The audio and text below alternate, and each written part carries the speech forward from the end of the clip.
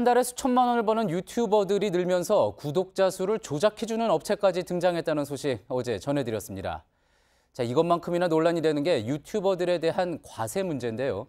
유튜브가 미국 업체라서 또 유튜버들이 돈 버는 방법이 다양해서 여러 이유로 세금을 제대로 거둘 수 있을지 회의적이라는 이야기가 나옵니다. 인기 유튜버들은 어떤 방식으로 또 얼마나 돈을 버는지 먼저 김태형 기자가 취재했습니다. 안녕하세요. 대도서관입니다. 오늘 게임 아주 대박입니다. 시작해볼까요? 본명보다 닉네임 대도서관으로 잘 알려진 나동현 씨는 유튜브 채널 구독자 수가 190만 명이 넘는 인기 유튜버입니다. 대도서관이 지난해 유튜브 활동을 통해 벌어들인 돈은 17억 원이 넘습니다. 보통 한 달에 유튜브 광고 수익으로만 한 5천에서 6천만 원 정도 그렇게 나온다고 보시면 될 것 같습니다. 이 밖에도 인기 유튜버들은 대기업의 광고 영상을 만들어 돈을 벌기도 합니다. 저희 업계 평균으로 따지면 그런 광고들 같은 경우는 보통 평균 일반 회사원 연봉 정도 몇천만 원 수준이라고 보시면 될 것 같습니다. 또 자신의 인지도를 이용한 활동도 주요 수익원입니다.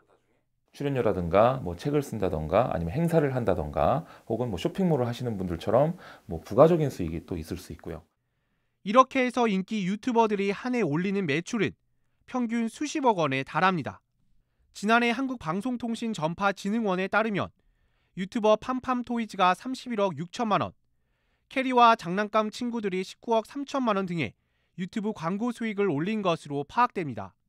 구독자가 10만 명이 넘는 국내 인기 유튜브 채널도 지난해 기준 1275개로 해마다 2배 가까이 증가하는 추세입니다. 이처럼 유튜버들이 신흥 부자로 떠오르면서 정확한 납세 기준이 마련돼야 한다는 목소리가 나오고 있습니다. JTBC 김태형입니다. 고소득 유튜버에 대한 과세 문제는 계속 지적이 됐지만 아직까지 뾰족한 대책은 없어 보입니다. 개인이 먼저 나서지 않으면 사실상 모든 소득을 파악하는 게 힘들고 또 채널 운영하는 방식에 따라 돈을 버는 방식에 따라 세금 매기는 기준도 제각각입니다. 하예빈 기자의 보도입니다. 유튜브로 수익을 창출하는 방법은 크게 세 가지입니다. 일정 기준 이상의 동영상 재생 시간과 구독자 수를 충족하면 유튜브가 광고 수입의 일부를 유튜버에게 송금합니다.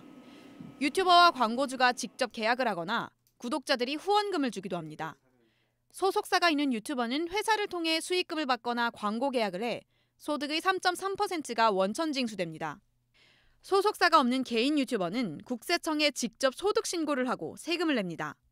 보통은 유튜브를 통해서 정산을 받게 되면 개인으로 통장으로 받는 거잖아요. 뭐 기본적인 세금이라든지를 내고 있는 이런 역할들을 또 MCN에서도 해주고 있죠. 하지만 개인 유튜버의 경우는 다릅니다. 외국 기업인 유튜브가 유튜버에게 보낸 금액을 공개하지 않기 때문에 개인이 소득 신고를 하지 않으면 수익금을 파악하기 힘듭니다. 국세청에선 해외에서 한 해 $10,000 이상 입금받은 사람을 조사하면 된다고 하지만 모두가 과세망에 걸리는 건 아닙니다. 채널을 운영하는 방식도 각자 달라 그에 따른 소득 신고 절차도 복잡하고 까다롭습니다. 구독자로부터 후원금을 받는 경우 이를 기부금으로 볼지 수익으로 볼지도 모호합니다. 유튜버들은 수익이 들어오는 그 내용이 굉장히 다양하거든요. 나도 모르는 사이에 체납이 된다거나 나도 모르는 사이에 내가 위법자가 됐다거나.